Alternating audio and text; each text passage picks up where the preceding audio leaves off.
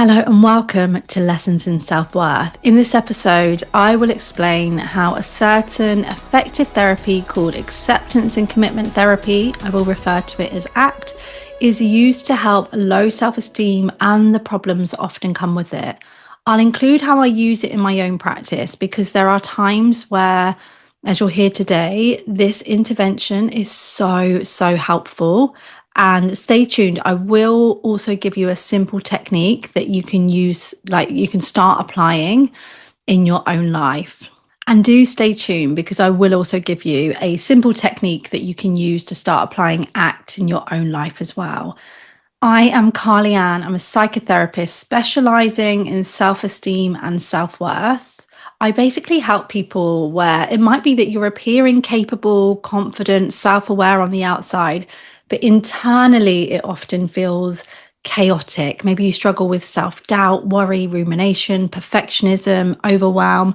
With the people that I work with, but it doesn't have to be, it shows up a lot in your relationships, a lot in caring about what other people think and struggling with rejection and the fear of abandonment. That tends to be how it shows up. But as you probably know, if you look across your life, if you struggle with low self-esteem, it can also show up in just the most subtle ways. And it can be really disheartening at times. And that's why we have this community. I just want to say that if you're listening here, we have a community here. We meet up inside Self-Worth Reset. I have a Telegram that you can join. They're both free. And that is because I'm passionate about this work. I know that there are reasons why we developed a belief that in some way we are not good enough. And I'm not subscribing to that anymore. And I'm guessing that you're not either because you're here. And I'm committed to doing the work. It's made such a difference for me personally. I see it working for others. And so that is this community. We are spreading the word that no matter your past experiences, we get to choose again. We get to make our adult life secure, healthy, wealthy, abundant, and that's our community. So welcome. You may well know that you're worthy, yet still find yourself repeating patterns that undermine your confidence in relationships. That's really key. For listeners here, there might be this head-heart gap. You know the things and you're still seeing yourself fall into the same patterns. And as is probably quite clear, low self-esteem is a common experience for those of you here in this community. I know that we get it. We know what it is to automatically feel left out, to expect the worst, to put others on a pedestal and care too much about what others think of us. Low self-esteem is characterized by this persistent self-doubt, harsh self-criticism, and feelings of in some way being inadequate or inferior to your friends, to colleagues, to strangers, to other mums, to people that you're dating, to your partner. And the truth is that when you have low self-esteem, it impacts your well-being, your happiness, and that comes from the thoughts that you have every day, what you embody every day.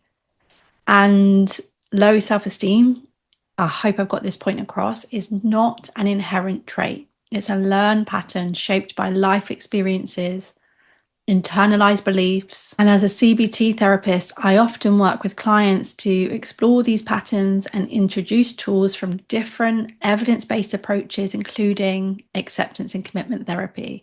Now, ACT is a branch of cognitive behavioral therapy that focuses not on eliminating negative thoughts, not on getting rid of negative thoughts, but on changing the way that we view our thoughts or relate to our thoughts.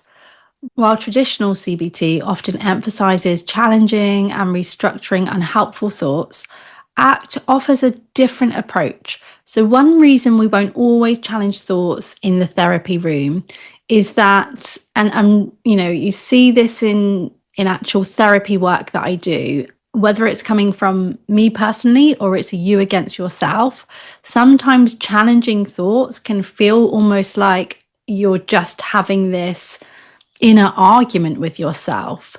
If you challenge every self-critical idea, it can be exhausting. And sometimes it feeds into irrational or inaccurate types of thoughts, especially if you try to challenge them when you're triggered or when you are going through a difficult time. You might be so merged with negative beliefs that challenge them is too much right now. It might just be that you believe this thought so much that challenging it right now is doing more harm than good. Let's say someone believes with certainty that they are not as deserving as other people. It's not always the best thing for me to come in and challenge that. You might think, of course you would challenge that. But if someone is in a place where they 100% believe it, it can almost feel like I'm dismissing what they believe to be true. If someone really does believe in this moment in time, I'm terrible at my job, you trying to argue back with that, or maybe argue is not the right word, but challenge it, it can feel like a hopeless task. So one of the key components of ACT is that it encourages you to notice your thoughts, but to become the observer of them rather than have to challenge them. Instead of I'm terrible at my job, ACT encourages you to pause and say, I'm having the thought that I'm terrible at my job. Now, this is a subtle change, but it is so powerful. It makes the difference. It helps you to become the observer of your thought, not to be merged and believing your thought, not to be merged with that young, hurt part of yourself, but to step into the adult mode. And that's where the power is. So this subtle change called the technique is called cognitive diffusion. It helps reduce the power of the thought without needing to convince yourself that it's false. Now, I do an exercise that supports people to become the observer, and it makes a big difference. The episode of Lessons in Self-Worth from the 15th of February 2026 is called How to Stop Obsessing and Letting Negative Thoughts Take Over. It goes into this technique in more detail. So if you're interested in practicing cognitive diffusion, go and find that episode of Lessons in Self-Worth from the 15th of February 2026.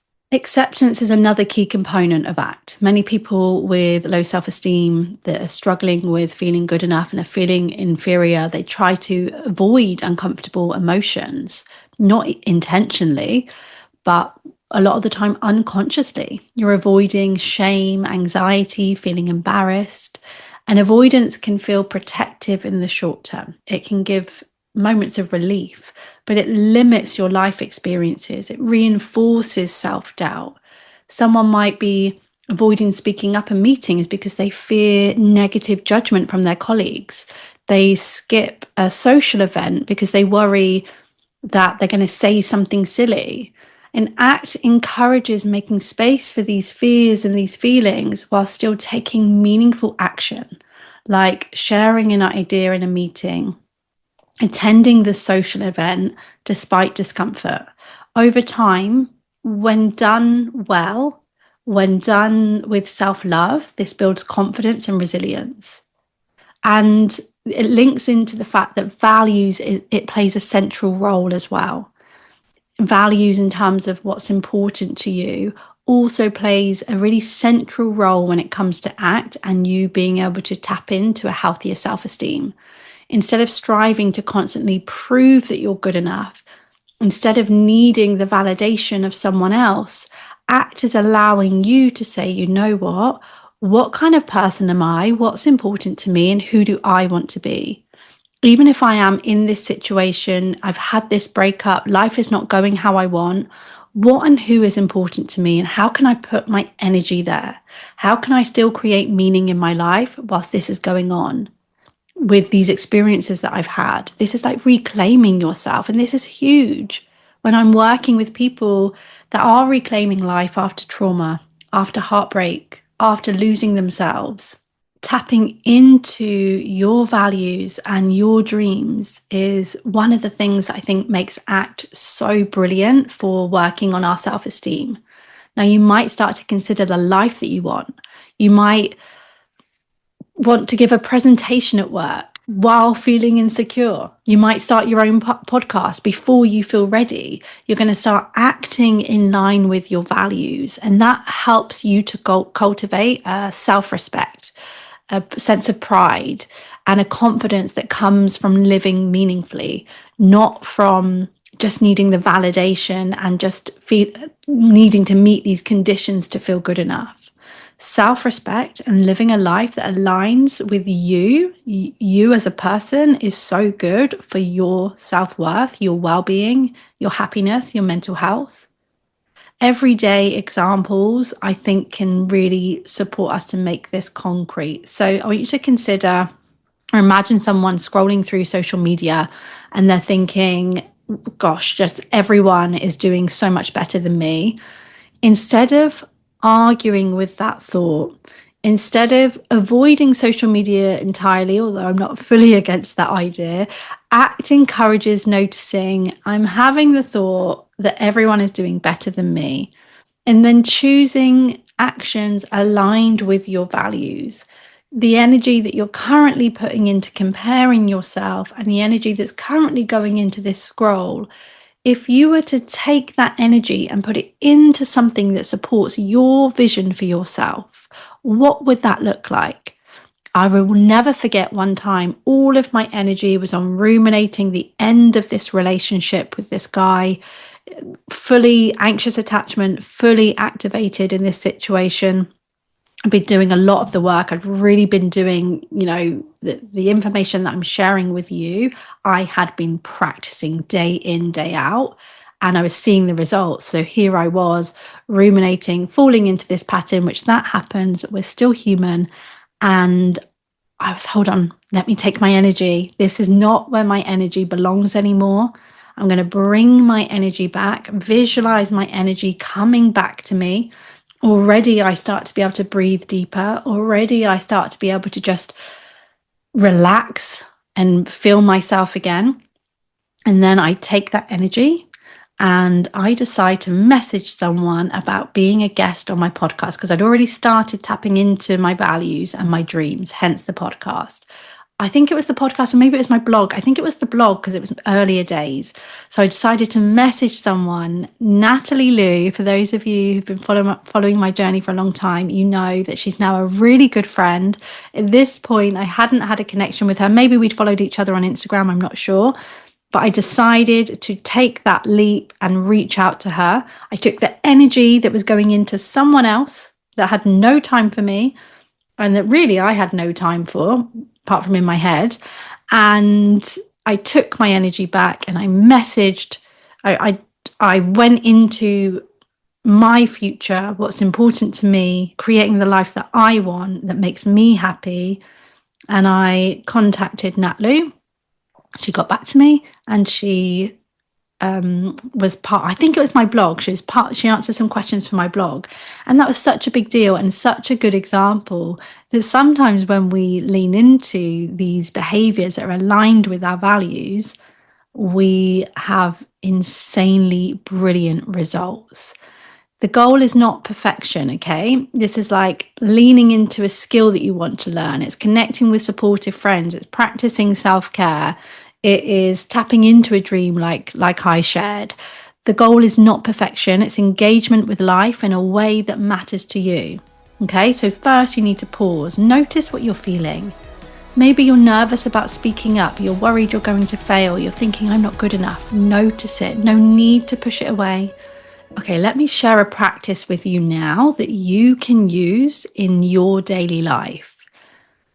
I want you to pause and I want you to notice what you're feeling. What's on your head? What's heavy on your heart? Maybe you're nervous about speaking up. You're worried about failing at something. Maybe you're just having this overall feeling or thoughts of not being enough in some way. Just notice it. No need to push it away. We're not arguing with it. Next, I want you to imagine your older, wiser self, a version of you who's calm, compassionate, experienced. This is your higher self. Picture them seeing you. Picture them smiling at you. They're ready to give you guidance. And ask yourself, what would my older, wiser self do here? What advice would my older, wiser, higher self give me right now? And listen for the answer. Maybe they remind you to be brave, to be curious, to slow down. Here's the key bit. Based on the advice that you get from your higher self, and you can use this at any point when you feel triggered, when you feel activated or stuck in your head, I then want you to take a small action based on that guidance. It doesn't have to be huge. Maybe you share one thought in a meeting, you send a supportive message to a friend, you meet a need that you have, you start a small task that you've been avoiding, but I want you to take a small action based on that guidance and based on moving towards the kind of life that you desire, despite what's going on, despite feeling insecure. And after that action, notice how it feels. Take the time, after you make a shift, take the time to really register and take in the new blueprint, take in the new change. Even if it feels uncomfortable, you acted in line with your values, guided by your wiser self. What we don't want is your inner critic to come in and just criticize the good job that you've just done. That's what matters. The more you practice, the more that you can bring in the self-compassion, the confidence, and a stronger sense of who you want to be. Now, let's have a little summary here. As a CBT therapist, I use ACT to help clients recognize the thoughts that they have, that thoughts are not facts, to embrace uncomfortable emotions, to live in alignment with what you dream of having in your life, to be able to have healthier relationships by noticing thoughts without automatically reacting, accepting feelings without avoidance, somatic techniques, being able to visualize and take on value-driven action. Low self-esteem can shift from a fixed identity, the idea of who you believe that you are, into a more flexible, manageable state. Over time, this approach with ACT, it helps you to develop a kinder, more resilient, more balanced sense of self. Grounded, I would say, in you living a life that is meaningful to you rather than constant self-judgment. And that's it for today's episode. Subscribe to Lessons in Self-Worth. Please have that exchange of energy if you've taken anything from this episode. Leave a comment or review and head to the links to work with me or join our free self-worth reset and my free Telegram. We are growing this community bit by bit, and your self-worth journey is not and does not have to be solo. So let's do this together, and I will be back here very soon.